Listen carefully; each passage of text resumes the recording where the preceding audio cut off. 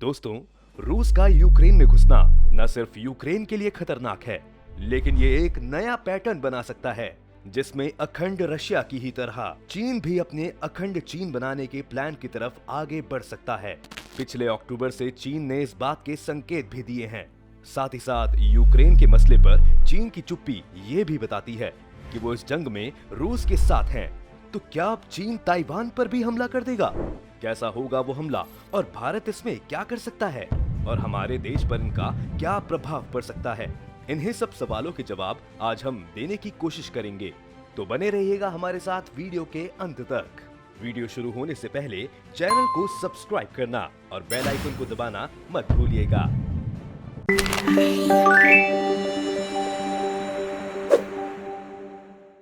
चीन के साथ ताइवान के रिश्तों के बारे में तो आप जानते ही होंगे।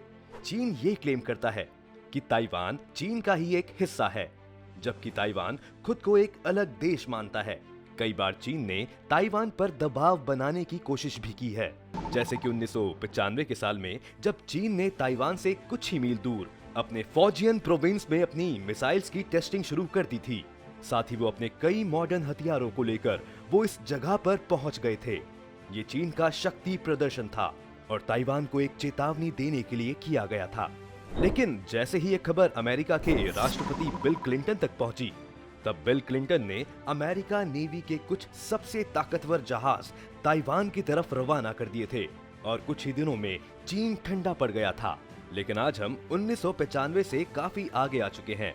2022 वो साल रहा है जहां पहले अमेरिका अफगानिस्तान में हारा और अब यूक्रेन के मसले पर भी उसने अपनी सेना उतारने से इनकार कर दिया है। धीरे धीरे अमेरिका की सुपर पावर छवि दुनिया से मिटती जा रही है, जबकि दूसरी ओर आज चीन और भी ज्यादा शक्तिशाली हो गया है और उन्होंने अपना इन्फ्लुएंस साउथ ईस्ट एशिया के अलावा अफ्रीका और यूरोप में भी दिखाया है। आज अमेरिका के कई कंपनियों के पीछे चीन इन्वेस्टमेंट्स शामिल हैं और इसी शक्ति को आज चीन गलत तरीके से इस्तेमाल कर रहा है। अक्टूबर 2021 में चीन ने अपना 70वां फाउंडिंग ईयर मनाया और तभी से चीन ने ताइवान को वापस चीन में शामिल करने के लिए प्रयास करने शुरू कर दिए हैं। एयर डिफेंस आइडेंटिफिकेशन जोन या जिसे ADIZ भी कहा जाता है, यह हर एक देश का वो जोन होता है जहां से जहाज ले जाने के लिए आपको इस देश की परमिशन की जरूरत होती है। लेकिन अक्टूबर से लेकर अब तक चीन कई बार ताइवान के ADIZ में घुस चुका है और ये कोई इक्की दुक्की घटनाएं नहीं है। अक्टूबर से अब तक चीन रोज दर्जन भर हवाई जहाजों को इस इलाके से गुजार कर वापस ले जाता है और एक महीने में चीन के सैकड़ों मिलिट्री प्लेन्स यहाँ से गुजरते हैं। अमेरिका को जब ये खबर पता चलती है, तब अमेरिका ने फिर से अपने नेवी के कुछ सबसे बेहतरीन जहाज, जिसमें कई गाइडेड मिसाइल डिस्ट्रॉयर्स भी शामिल थे, वो ताइवान की तरफ भेजी। लेकिन चीन टस से मस नहीं हुआ। चीन सीधा सीधा अमेरिका को आग दिखा रहा है और ऐसा लग रहा है कि जिस तरह अमेरिका यूक्रेन में कुछ नहीं कर पाया और यूक्रेन के लोगों को खुद ही अपनी सुरक्षा के लिए लड़ना पड़ा, वैसे ही ताइवान भी शायद इस जंग में अकेला पड़ सकता है। आज चीन ने अपनी नेवी का साइज अमेरिका से भी बड़ा कर लिया है।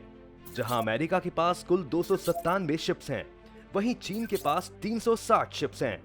इसके अलावा चीन के कानून में ये बात लिखी हुई है कि चीन का कोई भी हिस्सा अगर चीन से अलग होने की मांग करता है और सभी तरह से डिप्लोमेटिक रास्ते खत्म हो जाते हैं, तो उस इलाके पर हमला करके उसे अपने कंट्रोल में करना सरकार का धर्म है। और ताइवान और चीन को अलग हुए 70 साल हो गए हैं, जिसमें सभी डिप्लोमेटिक रास्ते फेल कर चुके हैं और ऐसा नहीं लगता कि बिना किसी मिलिट्री इन्वेशन के ताइवान कभी भी चीन के साथ वापस जुड़ने के लिए हाँ कहेगा। तो कैसी होगी चीन के साथ ताइवान की ये जंग? अगर चीन इन्वेड करता है तो ADIZ के जिस एयर स्पेस पर वो अपने प्लेन उड़ा रहा है, वही उसका एंट्री पॉइंट होगा जहां से वो हवाई बमबारी कर सकता है। इनिशियल एयर स्ट्राइक ने हो सकता है चीन ताइवान के anti ship weapons, anti craft missiles, radar system और मिलिट्री कम्युनिकेशन सेंटर्स को टारगेट बनाए। ताइवान एक छोटा आइलैंड देश है, इसलिए इन इलाकों को हवा में लोकेट करना उतना मुश्किल भी नहीं है। इसके अलावा जंग शुरू होने के कुछ ही घंटों में चीन चाहे तो ताइवान के ब्रिज को उड़ा सकता है ताकि उनकी आर्मी इकट्ठा ना हो पाए। ब्रिजेस के अलावा नेटवर्क, पावर स्टेशंस और गवर्नमेंट बिल्डिंग्स भी चीन का निशाना हो सकती हैं।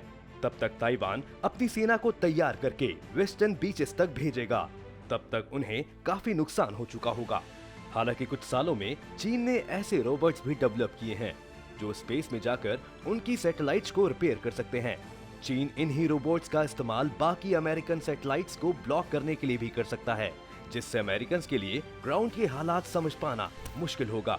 अगर ऐसा होता है और अमेरिका जंग में उतरना चाहता है, तब अमेरिका को जापान और आसपास के अपने मिलिट्री बेसिस से आ रही इंफॉर्मेशन का सहारा लेना पड़ेगा और जल्दी एक स्ट्रेटेजी बनानी पड़ेगी। लेकिन चीन के साथ ये फायदा है कि वो इस इलाके को अच्छी तरह जानता है, और अगर अमेरिकन पानी के रास्ते जंग में उतरना भी चाहते हैं तो चीन एक बड़ा ब्लॉकेड खड़ा कर सकता है।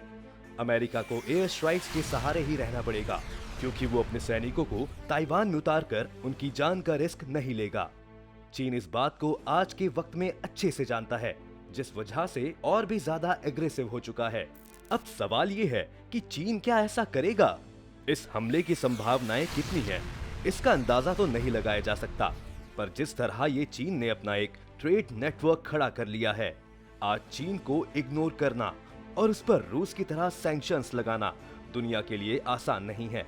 साथ ही रूस के साथ साथ चीन भी यूएन सिक्योरिटी काउंसिल का परमानेंट मेंबर है, और अगर अमेरिका के अलावा बाकी परमानेंट मेंबर्स को चीन चुप रहने के लिए मना लेता है, तो कूटनीतिक तौर पर कुछ भी चीन को ताइवान पर हमला करने से नहीं रोक पाएगा। इसके अलावा ताइवान का ये हिस्सा भी अपने मैन्युफैक्चरिंग और ट्रेड के लिए ही जाना जाता है।